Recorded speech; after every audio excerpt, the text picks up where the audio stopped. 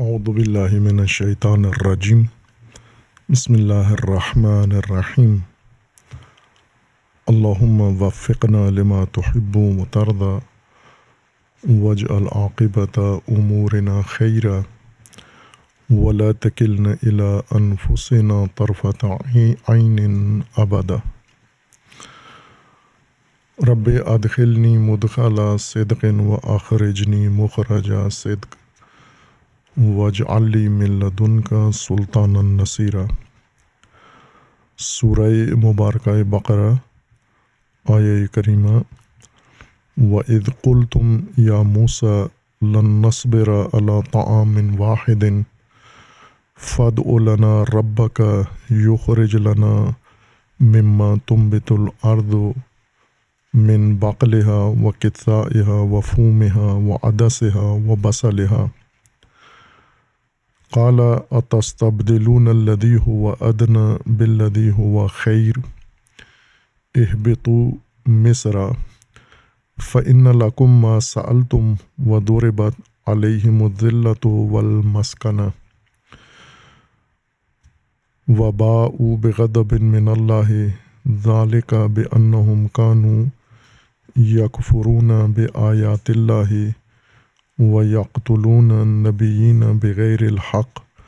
ذَلِكَ بِمَا عَصَوْا وَكَانُوا يَعْتَدُونَ۔ اللہ تبارک و تعالیٰ نے بنی اسرائیل کو غلامی سے اور قید و بند سے، عذاب والی زندگی سے نجات دی حضرت موسیٰ علیہ الصلاۃ والسلام کی قیادت میں، اور ان کے لیے تمام اسباب فراہم کیے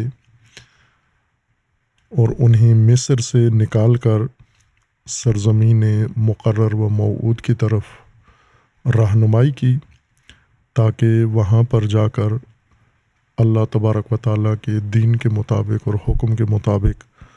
نظام قائم کریں اور آزادانہ زندگی بسر کریں۔ یہ جو دورانیہ تھا بنی اسرائیل کا مصر سے فلسطین کی طرف انتقال کا زمانہ تھا، اس دوران اللہ تبارک و تعالیٰ نے بنی اسرائیل کو فراوان سہولتیں دیں اس مرحلے کو آسانی سے اور سہولت سے طے کرنے کے لیے، لیکن بنی اسرائیل نے اس مرحلے میں اپنی خو جیسی غلامی کے دور میں ان کی بنی تھی، اس خو کے تحت انہوں نے نافرمانی کی مختلف مراحل میں، جن میں سے ایک مرحلہ یہ تھا کہ اللہ تبارک و تعالیٰ نے ان کے اس دورانیے کے لیے، سفر کے لیے اور اس ہجرت کے دوران ضروریات مادی کے لیے خصوصی اہتمام فرمایا۔ اللہ تبارک و تعالیٰ نے آسان طریقے سے انہیں غذا مہیا کی اور ان کے لیے پانی کا انتظام کیا، جہاں بھی یہ قیام کرتے، پڑاؤ ڈالتے تھے۔ ان کی تقسیم بندی کی، انہیں 12 گروہوں میں تقسیم کیا اور ان 12 گروہوں کے لیے علیحدہ علیحدہ انتظامی قواعد اور انتظامی حدود مقرر کیں اور انہیں باقی ضروریات ساری فراہم کی۔ لیکن ایک موقع پر آ کر انہوں نے حضرت موسیٰ علیہ السلام سے یہ کہا کہ جسے قرآن نے خصوصی طور پر انہیں یاد دلایا ہے، وَإِذْ قُلْتُمْ يَا مُوسَى لَن نَّصْبِرَ عَلَىٰ طَعَامٍ وَاحِدٍ، ہم ایک کھانے پر اکتفا نہیں کر سکتے اور ایک طرح کا کھانا، ہمیں یکسانیت کا کھانا ہم سے برداشت نہیں ہوتا۔ فَادْعُ لَنَا رَبَّكَ، اپنے رب کو پکارو ہمارے لیے، ہمارے حق میں، تاکہ یخرج لنا مما تنبت الارض، اللہ تبارک و تعالیٰ ہمارے لیے فراہم کرے جو زمین سے جو چیزیں اگتی ہیں وہ ہمارے لیے اخراج کرے یا وہ ہمیں مہیا کرے، وہ فراہم کرے۔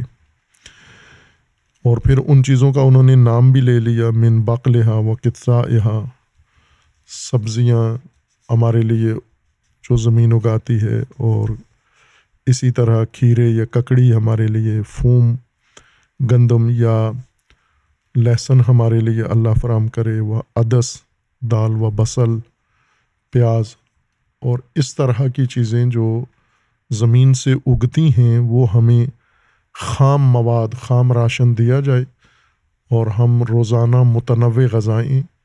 بنائیں، اپنی پسند کی اور اپنے ذائقے کی غذائیں بنائیں۔ حضرت موسیٰ علیہ الصلاۃ والسلام نے انہیں جواب دیا، قال اتستبدلون الذی هو ادنی بالذی هو خیر، تمہیں جو مل رہا ہے وہ بہت اعلیٰ غذا ہے، اور جس کی تم خواہش کر رہے ہو اور جو تم مطالبہ کر رہے ہو وہ ادنا ہے۔ تو یہ ایک نادانی ہے، بے وقوفی ہے کہ تم اعلیٰ غذا کے بدلے ادنا غذا کا مطالبہ کر رہے ہو۔ اور اس کے بعد فرمایا کہ اہبطوا مصر، تم شہر میں چلے جاؤ، فإن لکم ما سألتم، جو کچھ تم چاہتے ہو وہ تمہیں وہاں مل جائے گا، جو تمہاری خواہش ہے وہ سب تمہیں شہروں میں یا شہر میں مل جائے گا۔ یہاں اللہ نے جو تمہارے لیے اہتمام کیا ہے وہی ملے گا۔ اگر یہ نہیں چاہتے، اس پر راضی نہیں ہو، تو آپ وہاں چلے جاؤ جہاں یہ سارا کچھ میسر ہے۔ انہیں اللہ تبارک و تعالیٰ نے، جیسا پہلے گزری ہیں آیات میں، کہ جب یہ پیاسے ہوئے تو حضرت موسیٰ علیہ الصلاۃ والسلام کو حکم ہوا کہ آپ پتھر پہ اپنا عصا ماریں، اور وہاں سے 12 چشمے پھوٹ پڑے، اور ہر طبقے نے، ہر اسباط میں سے، 12 اسباط میں سے ہر گروہ نے ایک چشمہ ان کے لیے مخصوص ہو گیا، اور اپنے مخصوص چشمہ سے وہ پانی پینے لگے۔ اور یہ ان کے لیے، ان کی جہاں اقامت گاہ تھی، جہاں پر انہوں نے قیام کیا ہوا تھا، وہیں پر یہ چشمہ انہیں مہیا کیا گیا، پانی وہیں پر مہیا کیا گیا۔ اور غذا کے لیے، جیسا پہلے آیات میں گزرا ہے، اللہ تبارک و تعالیٰ نے فرمایا کہ ہم نے انہیں من و سلوہ عطا کیا ہے۔ من و سلوہ کی تفسیر عموماً کی گئی ہے خاص قسم کی غذائیں، جیسے میٹھی غذا یا حلوہ، اور اسی طرح بھونی ہوئی غذائیں آگ پر، جیسے مرغ یا تیتر بٹیر جو بھون جاتے ہیں، بھونتے ہیں کوئلے کے اوپر یا آگ کے اوپر، جسے آج کل ہم ٹکا کہتے ہیں، یہ تفسیر کی گئی ہے۔ لیکن نہ من کا یہ معنی ہے اور نہ سلوہ کا معنی ہے۔ من کا معنی یہ ہے کہ انہیں ایسی غذا دی گئی جس کے اندر ایک اطمینان تھا، جس کے اندر ان کے لیے ایک نعمت تھی، ایک سہولت تھی، ایسی غذا انہیں دی گئی جو تسلی بخش تھی۔ سلوہ سے مراد تسلی بخش غذا تھی، مقدار کے لحاظ سے بھی اور کیفیت کے لحاظ سے بھی ان کی ساری ضرورتیں اس غذا سے پوری ہو رہی تھیں جو اللہ تبارک و تعالیٰ نے انہیں عطا کی، اور وہ مختلف غذائیں تھیں۔ اور قرآن کریم کی ان آیات سے یہ استفادہ ہوتا ہے کہ انہیں وہ غذائیں بنانے میں کوئی زحمت نہیں تھی، انہیں کوئی مشقت نہیں کرنی پڑتی تھی، گویا تیار غذائیں انہیں مل رہی تھیں۔ اب وہ کہاں تیار ہوتی تھیں، کیسے تیار ہوتی تھیں، اس کے لیے کوئی قرآن میں صراحت نہیں ہے۔ ہر چند بعض روایات کے اندر اس کی وضاحت کی گئی ہے، اور پھر اقوال مفسرین میں اس کے بارے میں بہت کچھ کہا گیا ہے۔ لیکن قرآن کریم میں اگر ہم فقط اصطلاحات اور الفاظ قرآن کو دیکھیں تو سہولت اور اطمینان اور تسلی بخش غذائیں تھیں، یعنی جس میں ان کی مشقت نہیں تھی اور ان کی ضرورت بھی ساری اس میں پوری ہو رہی تھی، فراہم ہو رہی تھی۔ انہوں نے اس غذا کو رد کیا کہ ہم اس غذا پر اکتفا نہیں کر سکتے، ہمارے لیے خام مواد دیا جائے جو زمین اگاتی ہے، یعنی سبزی منڈی میں جو چیزیں بکتی ہیں یا کھیتوں میں جو چیزیں اگتی ہیں وہ خام حالت میں ہمیں دی جائیں، تاکہ ہم اپنی مرضی کے تحت ہر روز نئی غذا پکائیں اور کھائیں۔ یہ ان کا مطالبہ تھا۔ اس کے لیے پہلے بیان ہوا تھا کہ جب تک یہ سیاق و سباق اس آیت کا اور ان مطالب کا مد نظر نہ ہو، اس کی تفسیر میں بھی چہ بسا غلطی ہو سکتی ہے، یا ایسے مطالب ذکر کیے جا سکتے ہیں جو اس ماجرا کے ساتھ مطابقت و موافقت نہیں رکھتے۔ مثلا جیسے ہم اس کو ایک سادہ اور معمولی سفر سمجھیں، آج کل کے جس طرح کاروان سفر کرتے ہیں کہ وہ مسلسل کسی گاڑی کے اوپر یا کسی جہاز کے اوپر سفر کرتے ہیں اور بیچ میں کہیں کھانے کا وقت آ جاتا ہے اور انہیں کھانا بھی فراہم کیا جاتا ہے۔ آج کل بھی ایسے ہی ہے، پکا پکایا کھانا کاروانوں کے لیے یا کاروان والے خود تیار کر لیتے ہیں، یا جس جگہ پر پہنچتے ہیں وہاں پر ایسے لوگ بیٹھے ہوتے ہیں جو تجارتی بنیاد پر کھانے پکا کے مسافروں کو دیتے ہیں۔ اور یہ فرض کیا گیا ہے کہ بنی اسرائیل بھی ایک سفر کی حالت میں تھے، لہٰذا سفر کے دوران انہیں کھانا دیا جاتا تھا، پکا پکایا اور آمادہ کھانا۔ یہ پورا سیاق نہیں ہے، سفر میں تھے، یہ ہجرت کی حالت میں تھے، لیکن یہ ہجرت اور یہ سفر ایک انقلابی عمل کا حصہ تھا۔ دراصل بنی اسرائیل کو ایک نمونہ اور ایک مثالی سماج کے طور پر قرآن کریم نے مخاطبین قرآن کے لیے پیش کیا ہے، اور یہ بتایا ہے کہ یہ سماج کیسے تھا۔ ان کی ابتدائی حالت یہ تھی کہ یہ غلامی میں تھے اور بندگی میں تھے، اسارت میں تھے، قید و بند میں تھے، بہت ہی گھٹیا اور پست زندگی گزار رہے تھے۔ ان کے ساتھ غیر انسانی سلوک کیا جاتا تھا، روا رکھا جاتا تھا، ان کے کوئی بنیادی حقوق انہیں حاصل نہیں تھے،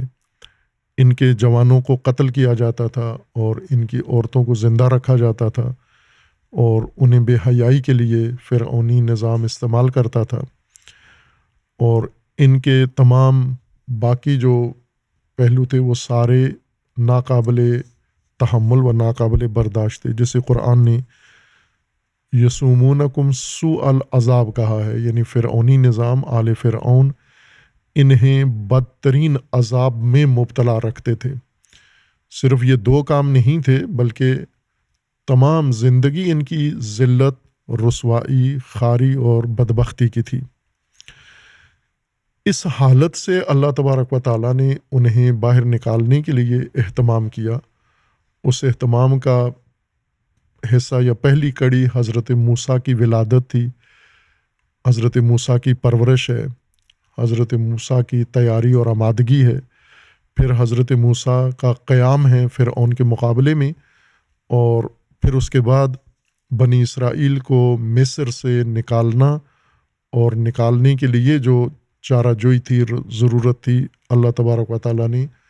حضرت موسیٰ علیہ الصلاۃ والسلام کے ذریعے ان کی وہ مشکلات حل کیں، جیسے سمندر کو چیر دیا، شق کر دیا اور وہاں سے راستے بنائے، اور جہاں جہاں بھی انہیں مشکلات ایسی لا ینحل پیش آ رہی تھیں، اللہ نے حضرت موسیٰ کو وہ توانائی عطا کی معجزاتی، جس کے ذریعے وہ یہ انہیں مسائل اور مشکلات حل کرتے رہے۔ لیکن بنیادی طور پر یوں نہیں کہ صرف مکان تبدیل ہونا تھا، مصر سے نکال کے فلسطین میں اس گروہ کو آباد کرنا تھا، یہ ہدف نہیں تھا، یہ مقصد نہیں تھا کہ ان کو اس ستم سے نکال کے ایک آزاد زمین پہ جا کے بسا دیا جائے اور وہاں جا کر اپنی مرضی کی زندگی بسر کرے، بلکہ مقصود یہ تھا کہ فرعون کے نظام حکومت میں رہ کر یہ فرعون کی الوہیت کے تحت محکوم تھے، اطاعت و بندگی فرعون کی کر رہے تھے، اور فرعون ان کا استحصال کر رہا تھا، اللہ کی بندگی ان سے نہیں ہو پا رہی تھی۔ ایک طاغوت کی حکومت میں ناممکن ہے طاغوت کے زیر سایہ زندگی گزارنے والی قوم اللہ کی بندگی کر سکے، اللہ کی اطاعت کر سکے، اور اللہ کے بتائے ہوئے دستور اور منشور کے مطابق زندگی گزار سکے۔ اور جو اللہ تبارک و تعالیٰ نے انسان کے لیے فرائض و وظائف مقرر کیے ہیں ان پر عمل کر سکے، اور جو اللہ تبارک و تعالیٰ نے انسان کے لیے اور انسان کی ہر نسل کے لیے مقصد اور ہدف مقرر کیا ہے اس ہدف تک پہنچ سکیں، یہ طواغیت کے زیر سایہ زندگی گزار کے ناممکن ہے یہ کام انسان انجام دے۔ لہٰذا ان کو ایسے طاغوتی نظام سے نجات دے کر الہی نظام کی طرف لے کے جا رہے تھے، اور اس کے تقاضے یہ تھے کہ یہ اس سرزمین سے بھی دور ہو جائیں اور آزاد سرزمین پر پہنچیں جہاں پر فقط اللہ کی اطاعت کریں اور کوئی انسان ان پر مسلط نہ ہو، اور کوئی انسان ان کا الہ اور ان کا رب اور ان کا مالک نہ بنے، دعویٰ نہ کرے۔ جو انسان ان کے حاکم ہوں، جو ان کے رہنما اور جو ان کے قائدین ہوں، وہ انہیں اللہ کا نظام بتائیں اور اللہ کے نظام پر انہیں کاربند رکھیں۔ یہ اصل مقصود تھا۔ اور بنی اسرائیل ذہنی طور پر اور اجتماعی طور پر، سماجی طور پر اس کام کے لیے بالکل تیار نہیں تھے، چونکہ غلامی کی زندگی میں ان کی تربیت نہیں ہوئی تھی، الٹ تربیت ہوئی تھی، اور وہ ذلت پذیری کی تربیت تھی۔ جس دیکھا دیکھی جس ماحول میں یہ پڑھے بڑے پلے، ان کی کئی نسلیں پیدا ہوئیں اور کئی نسلیں گزریں، تو خوگر ہو چکے تھے ذلت و رسوائی کے نظام سے۔ اس لیے خداوند تبارک و تعالیٰ نے اس ماحول سے ہی نکالا انہیں۔ اس ماحول میں رہ کر ان کے لیے ناممکن تھا کہ یہ اتنا بڑا انقلاب اسی سرزمین پر نہیں آ سکتا تھا کہ بندگی طاغوت سے نکل کر یہ بندگی خدا میں آ جائیں، اور ایک انسانی زندگی عذاب کے بغیر، مشکلات کے بغیر، اور عزت و وقار کے ساتھ اور تمام آسائشوں کے ساتھ، رفاہ و فلاح کے ساتھ زندگی گزاریں۔ یہ بنی اسرائیل کے لیے مصر میں ممکن نہیں تھا۔ اس لیے اس انقلاب کے لیے ایک قدم یہ تھا کہ انہیں ہجرت کروائی جائے، وہاں سے سرزمین تبدیل کی جائے ان کی۔ اور اس دوران جو مقررہ سرزمین تک پہنچنے کے درمیان جو وقت تھا اور جو فاصلہ تھا، وہ لمبا فاصلہ گزرا، کافی وقت گزرا۔ یہ وقت، یہ دورانیہ ان کی تربیت کا تھا، انقلابی تربیت کا دورانیہ تھا، ان کی تعلیم کا دورانیہ تھا اور ان کی تربیت کا دورانیہ تھا۔ یعنی اسی دوران مقررہ سرزمین میں پہنچنے سے پہلے ہی یہ تیار ہو جائیں ذہنی طور پر اور نفسیاتی طور پر، نفسانی طور پر، اجتماعی طور پر، سماجی طور پر، یہ تمام وہ چیزیں سیکھ لیں اللہ کے احکامات کے مطابق، اور ان میں ایک نظم پیدا ہو جائے جو یہ بتائے کہ یہ اب پہلی قوم نہیں ہے وہ ریوڑ جو فرعون کے ستم کے تحت زندگی گزار رہے تھے، بلکہ یہ وہ لوگ ہیں جن کی سوچ میں تبدیلی آ گئی ہے، جن کے اخلاق اور رویے میں تبدیلی آ گئی ہے، جن کے چال چلن میں تبدیلی آ گئی ہے، جن کی گفتار میں، رفتار میں تبدیلی آ گئی ہے، اور جن کے آپس میں روابط میں تبدیلی آ گئی ہے۔ یہ دورانیہ دراصل ہجرت کا دورانیہ ان کی تربیت کا دورانیہ تھا،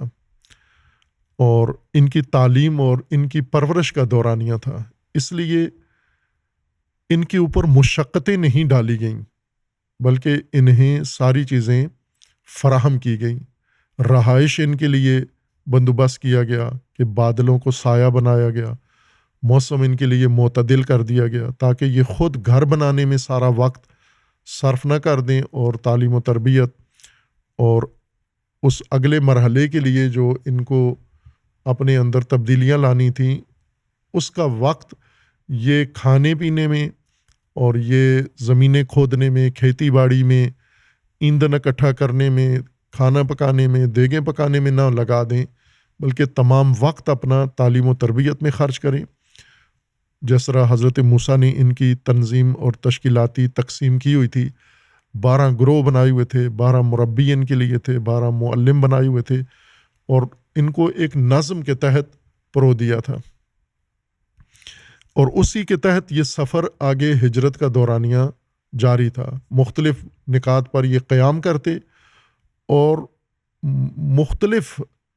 اوقات میں اور مختلف ایام وہاں گزارتے، یعنی یوں نہیں ہے کہ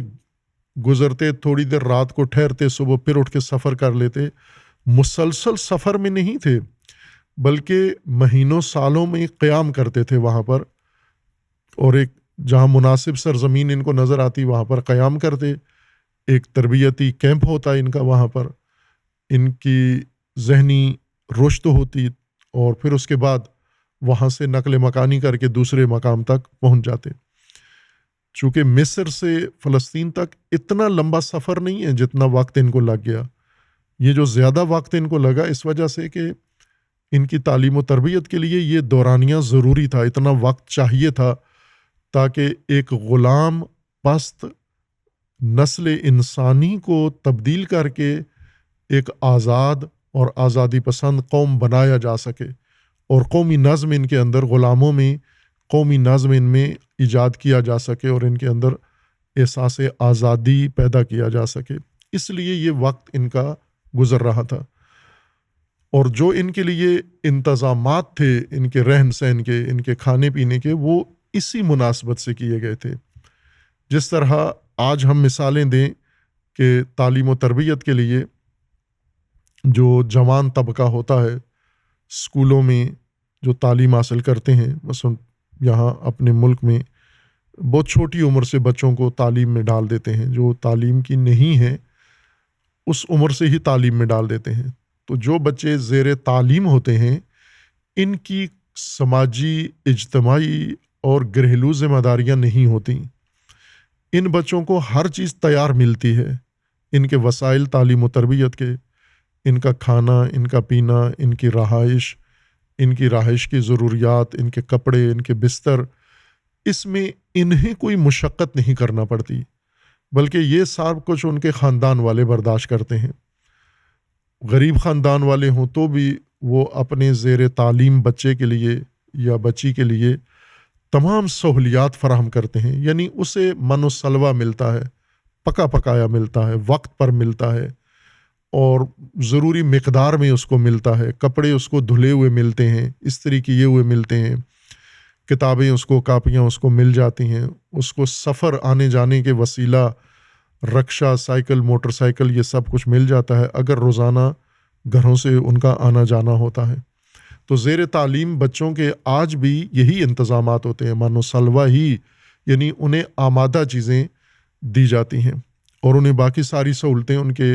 کمرے میں یا ان کے میز پر ان کو فراہم کی جاتی ہیں۔ تو یہی دورانیہ بنی اسرائیل بھی گزار رہے تھے۔ دوسرا ایک تعلیمی طبقہ ہے جو ہاسٹلوں میں اور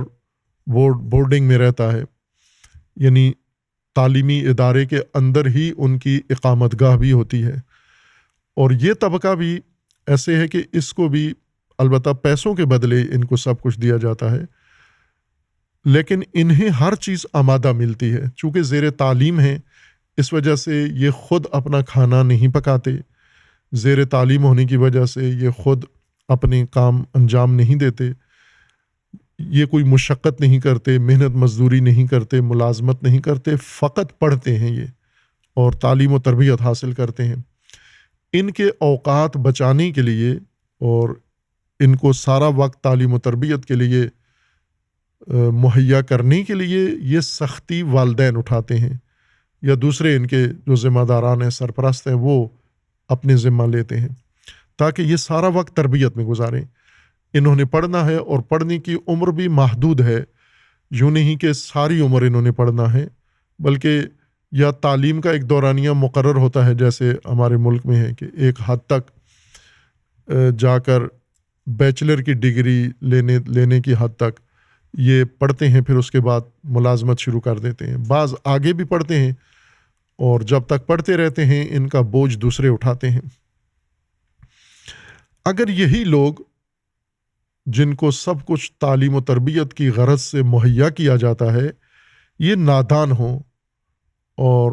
یہ کہیں کہ نہیں، ہمیں یہ ساری چیزیں پکی پکائی ہمیں قبول نہیں ہیں، ہمیں راشن دیا جائے ہم خود پکائیں، چونکہ لذت پرستی کرنا چاہتے ہیں، تنوع حاصل کرنا چاہتے ہیں، اور مختلف رنگین مزاج ہیں اور اپنے مزاج کے مطابق یہ عیش و عیاشی چاہتے ہیں اور ذائقے اپنے بدلنا چاہتے ہیں روزانہ، تو ظاہر ہے یہ جو وقت ان کو دیا جائے گا، مثلاً یہ جائیں پہلے بازاروں میں جائیں، وہاں سے چیزیں خریدیں، پھر آ کے ان کو پکائیں اور پھر آ کے ان کو کھائیں، اور روزانہ یہی ترتیب ہو. جیسا یہاں معمول ہے کہ دن کو 3 وقت پر انسان، ایک بچے کو یا عام انسان کو کھانا ہوتا ہے، تینوں وقت کا کھانا یہ خود بنائیں، تینوں وقت کا کھانا خود بازاروں سے لائیں. تو پھر یہ پڑھائی کے لیے آمادہ نہیں ہے، ان کا سارا دھیان اسی کھانے پکانے کی چیزوں میں لگا رہے گا اور اس کو آمادہ کرنے میں لگا رہے گا، اس کو ذائقے بنانے میں اور اس کے چٹخارے لینے میں سارا وقت صرف کر دیں گے. تعلیم و تربیت کے لیے ان کے پاس وقت نہیں بچتا. اسی طرح ہم اگر دیکھیں مثلاً وہ مجموعے، وہ دستے، وہ گروہ جن کو کسی اہم کام کے لیے اکٹھا کر کے تربیت کی جاتی ہے، جیسے فوجی ہیں تمام دنیا میں، افواج میں وہ شخص رضاکار فوجی ہوں یا تنخواہ دار فوجی ہوں. 2 قسم کی فوجیں دنیا میں رائج ہیں. پاکستان میں تنخواہ دار فوج ہے اور اکثر دنیا میں رضاکار فوجیں ہیں، تنخواہ دار فوج بہت کم ہوتی ہے. دونوں قسم کی فوج کے لیے فوجی کو خود اپنا کھانا پکانا نہیں کرنا ہوتا، اجازت بھی نہیں ہوتی. جیسے ابھی پاکستان کے لاکھوں فوجی ہیں، 9-10 لاکھ کے قریب کہا جاتا ہے افواج ہیں، تو یہ 9-10 لاکھ آدمی، افسر اور سپاہی، یہ اپنا اپنا کھانا نہیں پکاتے، اجازت ہی نہیں ہے ان کو. ان کا کھانا میس میں پکے گا، ایک مرکزی جگہ پر جہاں ان کی بٹالین ہے، جہاں ان کا گروہ ہے، جہاں ان کا دستہ ہے، وہیں پر کھانے کا انتظام ہے سرکار کی طرف سے، اور انہیں پکا پکایا مفت میں کھانا ملتا ہے، وقت کے اوپر ملتا ہے، اور جتنی ان کی ضرورت ہے اسی ضرورت کے مطابق ان کو کھانا ملتا ہے. انہیں خود زحمت نہیں کرنے دیتے. کیوں نہیں کرنے دیتے؟ اس لیے کہ یہ ایک خاص مقصد کے لیے اکٹھے کیے گئے ہیں،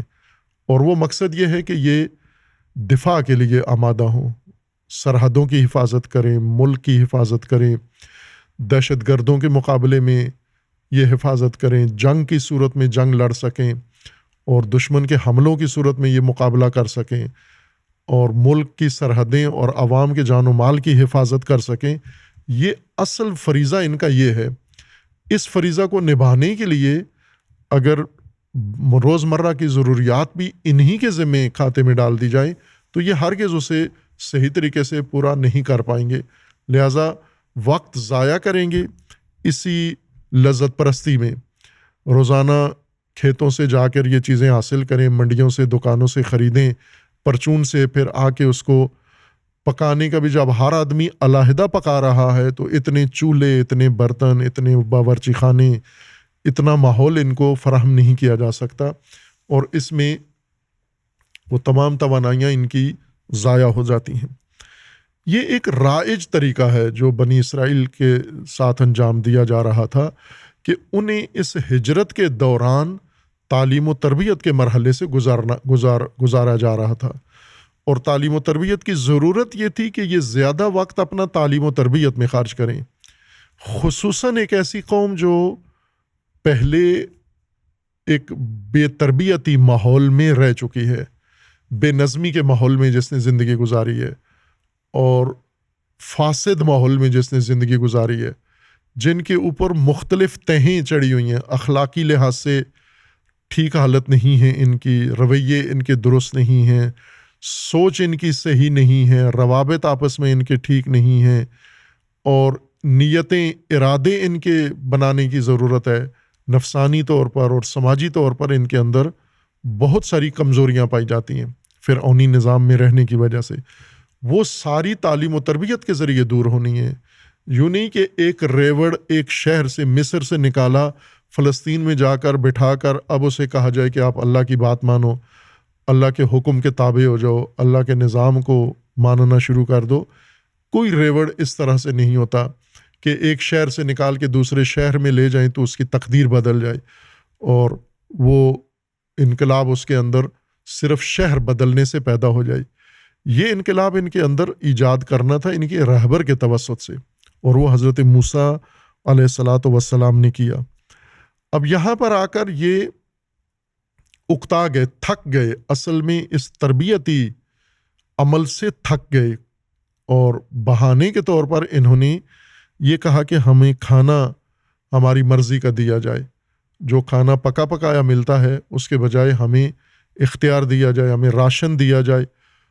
یہ نہیں کہا کہ ہم اپنے کھانے کا راشن خود سے محنت مزدوری کر کے، مشقت کر کے خود سے کمائیں گے اور اپنے پیسے سے کھائیں گے، نہ، دیں موسیٰ، کچا راشن دیں، پکائیں ہم اور اپنی مرضی اور لذت کے مطابق کھائیں ہم۔ ظاہر ہے یہ وقت ضائع کرنا چاہتے تھے، ٹال مٹول کرنا چاہتے تھے، جیسا ہمیشہ کام چور انسان، فریضہ چور انسان، ذمہ داری چور انسان یہ مزاج بنتا ہے، یعنی وہ سماج جس کے اندر کام چوری فطرت بن جائے لوگوں کی، جیسا کہ ابھی ہے۔ ہم اپنے ماحول میں دیکھیں تو کام چوری لوگوں کی فطرت بن گئی ہے، لوگوں کا مزاج بن گیا ہے، اور کام چوری کو اپنی مہارت، اپنی کامیابی، اپنی چالاکی، اپنی ہوشمندی کے طور پر پیش کرتے ہیں کہ ہم اتنے تیز ہیں کہ کام جو بھی ہوتا ہے ہم نہیں کرتے، وقت پاس کر لیتے ہیں اور معاوضہ ہمیں دے دیا جاتا ہے۔ بنی اسرائیل ایک کام چور طبقہ ہے اور ذمہ داری چور ہیں، سارقین ہیں جو شرکت کرتے ہیں، فرائض و وظائف چوری کرتے ہیں۔ تو انہیں پابند کرنا تربیت کے اوپر یہ ایک مشقت والا کام تھا حضرت موسیٰ اور وہ معلمین کا گروہ جو حضرت موسیٰ نے تیار کیا ہوا تھا ان کی تربیت کے لیے، ان کے لیے ان کے اندر نظم قائم کرنا معلمین کے لیے، مربیوں کے لیے بہت مشقت والا کام تھا، اور بہانے کرتے تھے۔ کام چور کی ایک علامت یہ ہوتی ہے کہ وہ بہانے زیادہ تراشتا ہے، بہانہ جو ہوتا ہے، بہانے تراشتا ہے۔ کبھی اس کی طبیعت خراب ہے، کبھی اس کے گھر میں کوئی مشکل پیش آ گئی ہے، کبھی کوئی ضرورت اپنی پیش کر دیتا ہے۔ مثلا ہم روزمرہ تعلیم کے اندر مصروف اگر طالب علموں کو دیکھیں تو درس سے اکتا جاتے ہیں، تربیت سے اکتا جاتے ہیں، پانی پینے کے بہانے، طہارت کرنے کے بہانے، کوئی نہ کوئی بہانہ نکال کے انہیں تعلیمی ماحول سے وقت نکال کے تفریح کرنی ہوتی ہے، تنوع پسند کرتے ہیں۔ یہ بہانہ جوئی و بہانہ تراشی کام چور انسانوں کی علامت ہے، اور ایک پورا سماج اگر کام چور بن جائے، کیونکہ غلام عموماً کام چور ہوتے ہیں، ملازمین عموماً کام چور ہوتے ہیں، وہ احساس ذمہ داری نہیں ہوتا۔ یہ فرعون کے نظام میں تھے، ملازمین تھے، اور یہ فرعون کے نظام میں بھی رہ کر یہی کام کرتے تھے کہ کام چوری ان کی فطرت بن چکی تھی۔ اب تعلیم و تربیت کے لیے انہیں سب کچھ مہیا کیا گیا، لیکن تعلیم و تربیت میں بھی یہ کام چوری کر رہے تھے۔ اس لیے یہ ایک بہانہ تھا ان کا وقت ضائع کرنے کے لیے، نہ کہ جو کھانا انہیں مل رہا تھا وہ کھانے کے قابل نہیں تھا، معیاری نہیں تھا، کیفیت اس کی اچھی نہیں تھی یا کم پڑ جاتا تھا، بلکہ امتنان کا مطلب یہ ہے کہ بے قدر کافی تھا، اور سلوہ کا مطلب یہ کہ تسلی بخش تھا، یعنی کمیت و کیفیت ہر دو لحاظ سے وہ کھانا ان کے لیے مکمل طور پر پورا کھانا تھا، لیکن اس کھانے میں انہیں وقت نہیں ملتا تھا، یا کامچوری تربیت و تعلیم سے بھاگنے کی فرصت انہیں موقع نہیں ملتا تھا، اس لیے انہوں نے یہ بہانہ کیا۔ حضرت موسیٰ نے ان کی سرزنش کی اور تنبیہ کی ان کو کہ کیسے نادان ہو تم، کہ جو اعلیٰ انتظام ہے تمہارے لیے اس میں تم خوش نہیں ہو، اور ادنا چیزیں اور گھٹیا چیزوں کا تقاضا کر رہے ہو۔ کوئی عقل مند انسان یہ کام نہیں کرتا، اور بنی اسرائیل بے عقل نہیں تھے، عقل مند تھے، اور عقل نے ہی ان کو یہ راستہ دکھایا کہ تعلیم و تربیت سے بھاگنے کے لیے بہترین بہانہ یہ ہے کہ ہمیں راشن دیا جائے اور ہم دن بھر کھانے پکانے کے بہانے مصروف رہیں، اور تعلیم و تربیت کا دورانیہ ہمارا کم ہو جائے یا ختم ہو جائے۔ اس وجہ سے حضرت موسیٰ نے بھی ان کی سرزنش کی کہ آیا جو اعلیٰ انتظام ہے اس کو چھوڑ کر ادنا اور گھٹیا اور مشقت والا کام تم پسند کرتے ہو۔ اس لیے حضرت موسیٰ نے اللہ کے حکم سے انہیں کہا کہ اہبطوا مصر، حبوط کرو مصر میں، شہر میں۔ مصر سے مراد وہی وہ شہر جو چھوڑ کے آئے تھے فرعون کی سرزمین، وہ نہیں ہے، چونکہ وہاں سے نکل آئے تھے۔ یہ نہیں کہا گیا کہ واپس چلے جاؤ اسی سرزمین مصر میں چلے جاؤ، یہ ساری چیزیں وہاں ملیں گی،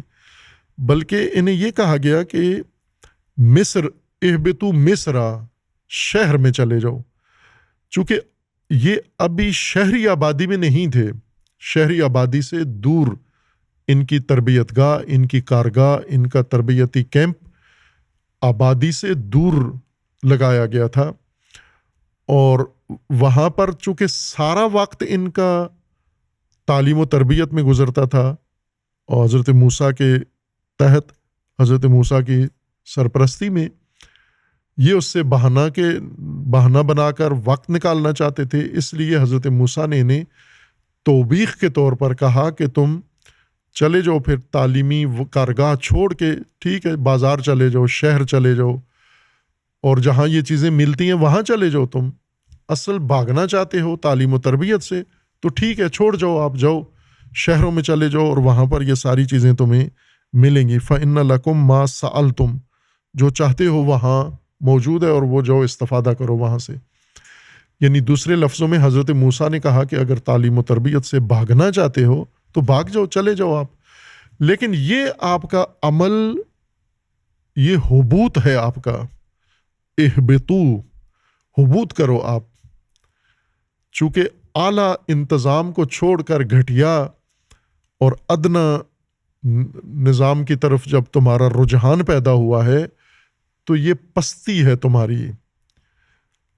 اور یہ گھٹیا سوچ ہے تمہاری، یہ گھٹیا ارادہ ہے تمہارا،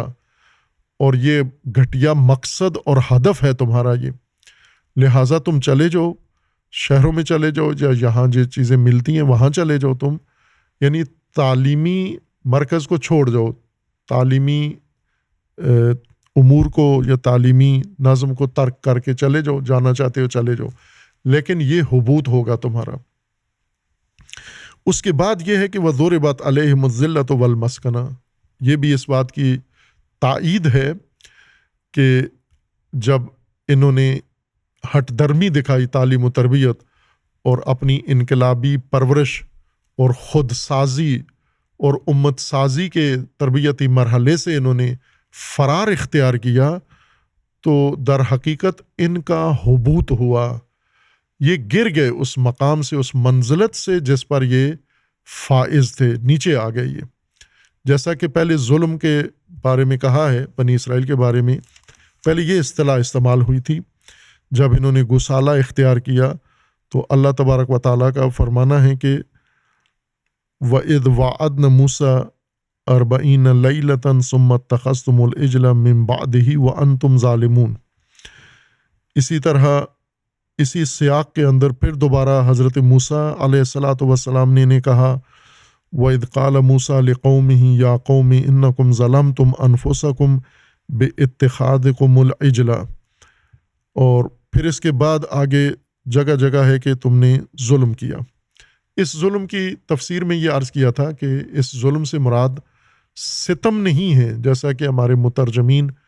اور مفسرین نے اصطلاح ظلم کے طور پر اس کا معنی کیا، جو کہ ظلم عموماً اردو میں، فارسی میں آج کل ستم کے معنی میں اور جفا کے معنی میں استعمال ہوتا ہے، تعدی کے معنی میں استعمال ہوتا ہے، جہاں پر کسی کو تکلیف دی جائے۔ بنی اسرائیل نے گسالہ اختیار کیا، مار داڑ نہیں کی، کسی کے اوپر تجاوز نہیں کیا، ستم نہیں کیا، ظلم کیا۔ ظلم اور ستم دو مترادف لفظ نہیں ہیں جیسے ہم نے بنا دیے ہیں اردو میں۔ ظلم کا مطلب ہوتا ہے نور کی کمی، نور کی کمی کو ظلم کہتے ہیں۔ ظلمت شب کو کہتے ہیں، اندھیرے تاریکی کو کہتے ہیں، تو اس میں ستم تو نہیں ہوتا۔ یوں تو نہیں کہ جب نور ہو تو عدالت ہوتی ہے اور جب نور کم ہو جائے تو ستم شروع ہو جاتا ہے، تجاوز اور قتل و غارت شروع ہو جاتی ہے، نہ، نور جب ہو تو ہر چیز روشن ہوتی ہے، روشنی ہوتی ہے، اور نور کم ہو جائے تو تاریکی آ جاتی ہے، کمی آ جاتی ہے۔ ظلم بھی کمی کے معنی میں ہے۔ ظالم کون ہے؟ جو کمی کر دے، جس جگہ پر ہے اس سے نیچے آ جائے، جو مقام اس کو حاصل ہے اس سے نیچے آ جائے، اپنے حق میں یا دوسرے کے حق میں یہ کمی کر دے، اس کو ظالم کہتے ہیں۔ بنی اسرائیل گسالہ پوج کر اور بچڑی کی پرستش کر کے ظالم ہوئے، یعنی پست ہو گئے، گھٹیا ہو گئے۔ جو مقام انہیں اللہ نے دیا اور حضرت موسیٰ کی تعلیم سے انہیں ملا تھا، توحید پرست اور موحد، اس سے گر کے نیچے آ کے مشرک بن گئے یہ۔ اور شرک کو بھی جو ظلم کہا گیا ہے، اس وجہ سے نہیں کہ ستم ہے، قتل و غارت اور تجاوز ہے، بلکہ ظلم اس وجہ سے ہے چونکہ اس میں کمی آ جاتی ہے۔ انسان جس مقام پر ایمان و توحید کے اعتقاد کے ساتھ پہنچتا ہے،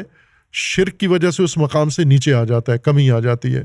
اس وجہ سے یہ ظالمین تھے، یعنی انہوں نے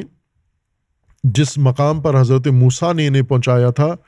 اس سے گر گئے، نیچے آ گئے۔ یہ ظالمین اس طرح سے شمار ہوتے ہیں، اور اسی طرح یہ بار بار کرتے رہے۔ اور اب جب کہ تعلیمی ماحول کے خلاف بغاوت کی انہوں نے، تربیتی ماحول کے خلاف انہوں نے شورش کی، اور بہانہ یہ کیا کہ ہمیں غذائیں متنوع اور راشن چاہیے، تو حضرت موسیٰ علیہ السلام نے انہیں کہا کہ اہبطوا مصر، حبوط کرو، یعنی نیچے چلے جاؤ، جس مقام پہ پہنچ آئے ہو وہاں سے سقوط کرو، وہاں سے پستی کی طرف چلے جاؤ اور پست زندگی اختیار کر لو۔ جو اعلیٰ تعلیمی اور تربیتی ماحول آپ کو دیا گیا ہے اس سے نکل کر فاسد ماحول میں چلے جاؤ، لذت پرستی کے ماحول میں چلے جاؤ، ہوس بازی اور خواہش پرستی کے ماحول میں چلے جاؤ، اور ذائقے اور لذتیں اٹھانے کے ماحول میں چلے جاؤ، پستی میں چلے جاؤ۔ تم اگر نہیں چاہتے تعلیم حاصل کرنا تو آپ اس زندگی کی طرف چلے جاؤ، آپ اہبطوا۔ یہ توبیخ ہے، یہ سرزنش ہے، یہ مذمت ہے ان کی کہ آپ گھٹیا مطالبہ کر رہے ہو اور جو اعلیٰ ماحول آپ کے لیے فراہم کیا گیا ہے اس سے نکل رہے ہو آپ۔ اور جیسا اصل مضمون ہمارا اور قرآن کی ہدایت، سب سے پہلے قرآن کریم ہدایت کی کتاب ہے، اور ہدایت کا مرکز قرآن کا سماجی ہدایت ہے، انسان کی، انسانی معاشرے کو ہدایت قرآن کر رہا ہے۔ انفرادی ہدایت اس سماجی ہدایت کے ضمن میں ہے، اس کے جز کے طور پر ہے، نہ کہ انفرادی ہدایت اصل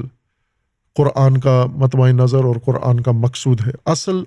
انسان کے سماج کی ہدایت ہے، انسانی معاشرے کو اور انسانی سوسائٹی کو قرآن ہدایت دے رہا ہے۔ اس کے اندر اس کی آغوش میں فرد ہدایت پا جاتا ہے جب سماج ہدایت یافتہ ہو جائے۔ یہ اصل قرآن کی جہت ہے، اور اسی ضمن میں قرآن نے جو حکایات اور قصص ذکر کیے ہیں، جن اقوام کا ذکر کیا ہے، وہ بھی سماجی مثالیں ہیں، ساری انفرادی نہیں ہیں۔ بنی اسرائیل ایک سماج ہے، جس طرح بہت سارے سماج تاریخ میں قرآن کے نزول سے پہلے گزرے ہیں اور ان کی طرف قرآن نے اشارہ کیا ہے، اور ان میں سے چند ایک ایسی قومیں اور معاشرے اور سماج ایسے ہیں جنہیں قرآن نے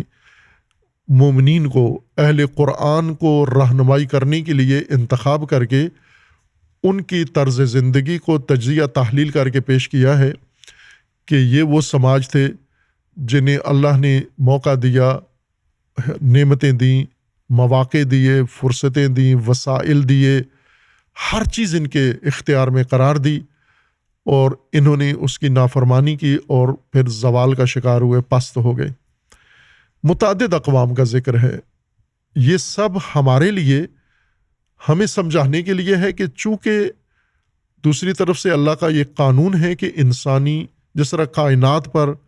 اللہ کے ثابت اور پائیدار اصول حکم فرما ہیں، قوانین جو اللہ نے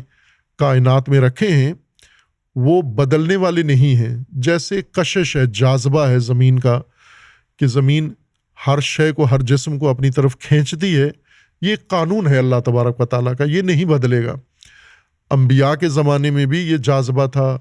قرآن کے نزول سے پہلے زمین کا جاذبہ تھا، قرآن کے نزول کے زمانے میں جاذبہ تھا، قرآن کے بعد یہ جاذبہ تھا۔ ہر چند لوگوں کو، زمین پہ رہنے والوں کو پتہ نہیں تھا کہ اللہ کا یہ قانون زمین کے اوپر لاگو ہے اور نافذ ہے۔ انسانوں کو یہ قانون سمجھنے میں بہت دیر ہوئی، لیکن اللہ نے پہلے دن سے، ازل سے یہ قانون بنایا تھا کہ زمین کے اندر جاذبہ ہوگا، اور اس جاذبے کے تحت ساری زمین کا نظام اور اس میں رہنے والوں کا نظام چل رہا ہے۔ بارشیں اسی قانون کے تحت اترتی ہیں، دیگر تمام قوانین اسی قانون کے سائے میں ہیں۔ یہ ایک قانون ہے، اور اس طرح کے لاکھوں کروڑوں قوانین اللہ نے زمین اور کائنات میں بنا کے لاگو کیے ہوئے ہیں، جو اللہ کی سنن ہے، یہ سنت اللہ ہیں، قوانین ہیں کائنات کے لیے، کوئی تبدیلی ان میں نہیں ہے۔ انسانی سماج کے لیے بھی اللہ کے اسی طرح کے ثابت اور غیر متبدل اور غیر متغیر اصول ہیں جن کو سنن کہا جاتا ہے۔ یہ سنن مخصوص ہے انسانی معاشرے کے ساتھ۔ یہ تشریعی سنن ہیں جو کائنات کے لیے اللہ نے قوانین بنائے ہیں، وہ تکوینی سنن ہیں، اور جو انسان کے لیے مقرر کیے ہیں یہ تشریعی یعنی قانونی ضابطے ہیں۔ یہ چونکہ انسانی معاشرہ اللہ کے بنائے ہوئے قوانین کے مطابق چلے گا۔ یہ ان سنن کو اللہ تبارک و تعالیٰ نے اس طرح مقرر فرمایا کہ ہر انسانی معاشرے کے اوپر یہی قوانین لاگو رہیں گے، مختلف نہیں ہوں گے۔ جیسا زمین کے جس حصے میں چلے جائیں آپ، جاذبہ ملے گا آپ کو وہاں پر، زمین کا کشش ملے گی زمین کی۔ یہ نہیں کہہ سکتے کہ آپ ایک بر اعظم میں ہوں تو زمین کی کشش ہے، دوسرے بر اعظم میں جائیں تو کشش نہیں ہے۔ اسی طرح اللہ تبارک و تعالیٰ نے انسانی سماج کے لیے ایک جیسے قوانین بنائے ہیں۔ وہ آج کا معاشرہ ہو، اس 2000 کی دہائی کا معاشرہ ہو، یا ہزاری کا معاشرہ ہو، یا ہم یوں کہیں کہ اس سے پہلے جو صدیاں گزری ہیں، جو نسلیں اور اقوام گزری ہیں، 1000 سال پہلے، 2000 سال پہلے، 3000 سال پہلے، جتنا پہلے چلے جائیں انسانی نسل زمین پر رہی ہے، ان سب کے لیے سماجی قوانین اللہ کے یکساں رہے ہیں۔ یہی قوانین ہیں جو آج ہیں۔ آج کی نسل کو متوجہ کرنے کے لیے اللہ نے سابقہ نسلوں کی مثالیں دی ہیں کہ ان قوانین کے تحت انہوں نے زندگیاں گزاری اور ان کا انجام یہ ہوا۔ موجودہ نسل کو یہ بتانے کے لیے یہ قصے بتائے گئے ہیں۔ یعنی سماجی ہدایت جو قرآن کا اصل مضمون ہے، اس سماجی ہدایت کو موجودہ سماج کو تعلیم دینے کے لیے ماضی کے سماج، گزشتہ سماج، گزرے ہوئے سماج کو مثال کے طور پر قرآن نے پیش کیا ہے، اور اس میں یہ پیش کیا ہے کہ کس طرح ایک سماج ترقی کرتا ہے، کس طرح غلامی کا شکار ہوتا ہے، کس طرح پستی کا شکار ہوتا ہے، کس طرح وہ پستی سے نکل کے عروج حاصل کرتا ہے، ترقی حاصل کرتا ہے اور غلبہ پیدا کرتا ہے۔ اور بنی اسرائیل کے لیے دونوں مثالیں موجود ہیں۔ بنی اسرائیل کو اللہ نے اس لیے پیش کیا کہ اذکروا نعمتی التی انعمت علیکم، اس نعمت کو یاد کرو جو ہم نے آپ پر کی ہے، جس کے ذریعے سے وَأَنِّي فَضَّلْتُكُمْ عَلَى الْعَالَمِينَ، جس کے ذریعے سے ہم نے عالمین پر آپ کو برتری دی ہے۔ یہ اللہ نے نعمتیں دیں، اور اسی سماج بنی اسرائیل نے یہ نعمتیں اخذ کیں، اپنائیں، اور عالمین پر برتری حاصل کی۔ اور پھر اسی سماج میں اللہ نے یہ فرمایا ہے کہ یہ پستی کا بھی شکار ہوئے، یہ انحطاط اور زوال کا بھی شکار ہوئے، یہ ذلت اور رسوائی بھی اس سماج کے اندر پیدا ہوئی، حبوط بھی ہوا، گراوٹ بھی آئی اس کے اندر۔ حبوط گراوٹ کو کہتے ہیں۔ کسی اونچی جگہ پہ کوئی شے ہو اور وہاں سے وہ اتاری جائے یا پھینکی جائے نیچے، اور نچلی سطح پر آ کر ٹک جائے، اس کو حبوط کہتے ہیں۔ پہلے بھی یہ بات گزری ہے۔ 2 حبوط قرآن نے ذکر کیے ہیں۔ ایک حبوط انسان ہے یا حبوط انسانیت ہے، جو قصہ حضرت آدم میں اللہ تبارک و تعالیٰ نے بیان کیا ہے کہ حضرت آدم کو جب اللہ تبارک و تعالیٰ کا فرمانا ہے کہ جب شیطان نے بھٹکایا، بہکایا، تو اس وقت اللہ نے فرمایا کہ اہبطوا فَأَزَلَّهُمَا الشَّيْطَانُ عَنْهَا فَأَخْرَجَهُمَا مِمَّا كَانَا فِيهِ، شیطان نے ان دونوں کو، آدم اور حوا کو بہکایا، اور جس مقام اور جس زندگی میں اور جس آسائش میں جس سہولت میں اور جس اعلیٰ درجے پر وہ تھے، اللہ نے ان کو عطا کیا تھا، اس سے اسے نکال دیا، ان دونوں کو شیطان نے نکال دیا۔ وَقُلْنَا، جب یہ شیطان کے بہکاوے میں دونوں آ گئے، اس وقت ہم نے کہا کہ اہبطوا بعضکم لبعض عدو، حبوط کرو تم، یعنی نیچے جاؤ، اس گراوٹ کی طرف جاؤ تم، یہ مقام اس کے قابل نہیں رہے، آپ اس مقام سے نیچے اترو اور اس گھٹیا مقام کے اوپر جاؤ جو اس کے مقابلے میں پست مقام ہے۔ یہ آسائش کا ماحول تھا، وہ مشقت کا ماحول ہوگا، اور یہ آپ کے لیے امن کا ماحول تھا، وہ ناامنی کا ماحول ہوگا۔ یہاں پر آپ بے خطر تھے، وہاں پر خطرات ہوں گے آپ کے لیے۔ یہاں پر آپ اندرونی بیرونی شر سے محفوظ تھے، وہاں پر آپ شرور کے نرغے میں ہوں گے آپ، اور ہر وہ چیز جو یہاں نہیں ہے، بدی اور برائی، وہ ساری وہاں ہوگی جس ماحول میں اب تمہیں اتارا گیا ہے یا پھینکا گیا ہے یہاں پر،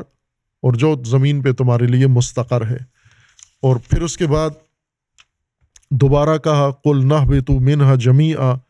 یعنی سارے اترو تم یہاں سے، شیطان بھی اور آدم بھی اور حوا بھی، سارے جمیعاً اترو۔ قُلْ نَهْبِطُوا مِنْهَا جَمِيعًا، سب کے سب اترو تم۔ ظاہر ہے تین، اول آدم و حوا دو فرد تھے، دو فرد کے لیے جمیعا کا لفظ نہیں ہوتا، اہبتا کافی ہے لفظ تثنیہ کا صیغہ۔ تین ہو، اگر ایک شیطان ہو اور دو انسان ہو تو ان کے لیے بھی تین فرد کے لیے ہر چند جم کا صیغہ استعمال ہوتا ہے، لیکن جمیعہ کی تاکید نہیں ہوتی۔ اہبتو یہ صیغہ جم ہے اور دلالت کرتا ہے تین یا تین سے زیادہ تعداد پر، لیکن جمیعہ کی تاکید نہیں آتی۔ جمیعہ کی تاکید وہاں آتی ہے جہاں پر تین نہیں بلکہ پوری نسل کا معاملہ ہو، یہ ساری نسل یہاں سے اترے اور اس مقام پہ چلی جائے جو اس جیسا نہیں ہے۔ یعنی ابھی بھی ایسا ہی ہوتا ہے، جو خلاف ورزیاں کرتے ہیں، مثلاً ہم حکومتی سرکاری منصبدار لوگوں کو دیکھیں، جب یہ اپنے فرائض انجام نہیں دیتے تو انہیں ڈی گریڈ کیا جاتا ہے، جس گریڈ پر، جس رینک پر ابھی ہیں یہ ان سے لے لیا جاتا ہے اور انہیں نچلے گریڈ پہ اتار دیا جاتا ہے۔ یہاں رائج اصطلاح میں اس کو ڈی گریڈ کہتے ہیں، یا اس کو کہتے ہیں کہ اس کا تنزل ہوا ہے، اسے اپنے مقام سے گرا کے نچلے درجے پر رکھ دیا گیا ہے۔ یہ روزمرہ کا عمل ہے، جس طرح کچھ لوگ ترقی کرتے ہیں، کچھ ایسے لوگ ہوتے ہیں کہ جن کا گریڈ بڑھا دیا جاتا ہے، اضافہ کر دیا جاتا ہے، پہلے گریڈ میں ہیں، اعلیٰ کارکردگی کی بنیاد پر انہیں اس سے بالاتر اوپر والے گریڈ میں ترقی دی جاتی ہے۔ یہ بھی ایک عمل ہے، اور اسی طرح نزول اور تنزل بھی ایک عمل ہے جو ہم انسانوں کے مابین بھی روزانہ دیکھ رہے ہوتے ہیں۔ کتنے لوگ ایسے ہیں جو نچلی سطح پہ ہوتے ہیں، ترقی کر کے بڑے درجے پہ پہنچ جاتے ہیں، اور کتنے بڑے درجے پہ فائز ہوئے غلطیاں کرتے ہیں، تنزل کر کے نیچے آ جاتے ہیں۔ یہ دونوں چیزیں، ترقی، ارتقاء اور تنزل، صعود اور حبوط، جس مقام پر ہیں وہاں سے اوپر جانا اور جس مقام پر ہیں وہاں سے نیچے گر جانا، یہ معمول ہے روزانہ۔ ہم اپنے معاشرے کے اندر ملاحظہ کریں تو شاید خود بھی ہم اس کا شکار ہوئے ہوں، دونوں میں سے کوئی ایک کام ہم نے کیا ہو۔ ہم بہت نچلی سطح پر تھے اور اعلیٰ کارکردگی کی وجہ سے ہمیں اعلیٰ درجہ دے دیا گیا، اعلیٰ مقام دے دیا گیا، اعلیٰ زندگی اور اچھی زندگی ہماری نصیب ہوئی۔ اور الٹ بھی کیا ہوگا کہ ہم اچھے پوزیشن میں تھے، اچھی حالت میں تھے، غلطی کی وجہ سے ہمیں وہاں سے گرا کے نچلے حصے میں ڈال دیا گیا، سختی اور کمی اور جہاں مشکلات اور مشقتیں زیادہ ہیں اس درجے پہ ہمیں تنزل دے دیا گیا۔ یہ نزول و صعود یا یہ حبوط و صعود، یہ ایک تسلسل ہے انسانی معاشرے کے اندر، انسان کی اپنی کارکردگی کی بنیاد پر یہ معمول ہے، رائج ہے۔ اللہ کا بھی قانون ایسے ہی ہے۔ اللہ تبارک و تعالیٰ نے انسانوں کے لیے ایک حالت مختص نہیں کی کہ انسان ہمیشہ ارتقاء کرتا رہے گا، ہمیشہ ترقی کرتا رہے گا۔ بلکہ انسان کے اپنے اوپر موقوف ہے کہ اس نے تنزل کرنا ہے، گرنا ہے نیچے، گراوٹ آنی ہے اس کے اندر، یا اس کے اندر ترقی آنی ہے، ارتقاء آنا ہے، اور علو تعالی اس کے اندر پیدا ہونی ہے، برتری اس کے اندر پیدا ہونی ہے، جس کو صعود، سواد کے ساتھ، سواد عین واو دال، نزول و حبوط و صعود یا نزول و صعود کا قانون اللہ تبارک و تعالیٰ نے مقرر فرمایا ہے کہ ہم عموماً اردو میں اس کے لیے لفظ عروج استعمال کرتے ہیں۔ عروج اور معنی ہے، اصل صعود ہے جو نزول کے مقابلے میں استعمال ہوتا ہے، لیکن ہم زوال کے مقابلے میں عروج کا لفظ استعمال کرتے ہیں۔ یہ قانون ہے اللہ تبارک و تعالیٰ کا کہ انسان تنزل بھی کریں گے، گراوٹ بھی آئے گی انسانوں میں، اور انسان ترقی کر کے اعلیٰ درجات پر بھی فائز ہوں گے، انفرادی طور پر بھی، کردار و اخلاق کے لحاظ سے، کارکردگی کے لحاظ سے، فرائض و وظائف انجام دینے کے لحاظ سے، فرض شناسی کے لحاظ سے، اور اسی طرح سماج کے لیے اللہ تبارک و تعالیٰ نے یہ ضابطہ بنایا ہے عروج اور زوال کا۔ اردو اصطلاح کے مطابق عروج و زوال کا یا انحطاط، پستی، گراوٹ اور بلندی، ترقی اور معراج کا اللہ نے قانون بنایا ہوا ہے، اور یہ انسانوں کے اپنے اختیار میں ہے۔ یہ گرنا چاہیں، گراوٹ اختیار کرنا چاہیں تو کر سکتے ہیں، ارادہ اختیار ان کے پاس ہے، پستی کی طرف جانا چاہیں جا سکتے ہیں، ترقی کا راستہ اختیار کرنا چاہیں اللہ نے وہ بھی بنا کر ان کے اختیار میں قرار دیا ہے کہ یہ ترقی کریں اور ارتقاء کریں، کمال تک جا پہنچیں۔ اور سماجی عروج اور سماجی گراوٹ یہ اہم ترین موضوعات ہیں قرآن کریم کے، چونکہ قرآن کی ہدایت انسان کے لیے سماجی ہدایت ہے، اجتماعی ہدایت ہے، اور اس اجتماعی ہدایت میں یہ دونوں پہلو بہت اہم ہیں ہدایت کے، کہ انسانی سماج پستی کا شکار کیسے ہوتا ہے، گراوٹ اس میں کیسے آتی ہے، اور انسانی سماج ترقی کیسے کرتا ہے۔ وہ مسئلہ جو آج ہمیں درپیش ہے، آج کی نسل کو اور آج کے انسان کو، اور آج خصوصاً ہم جو مثلاً اپنے ملک میں پاکستان میں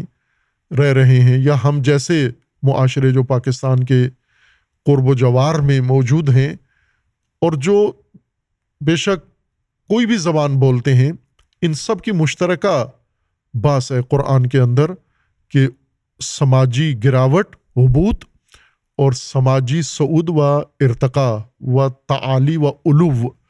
کیسے معاشرے ترقی کرتے ہیں اور فضیلت علی العالمین پاتے ہیں،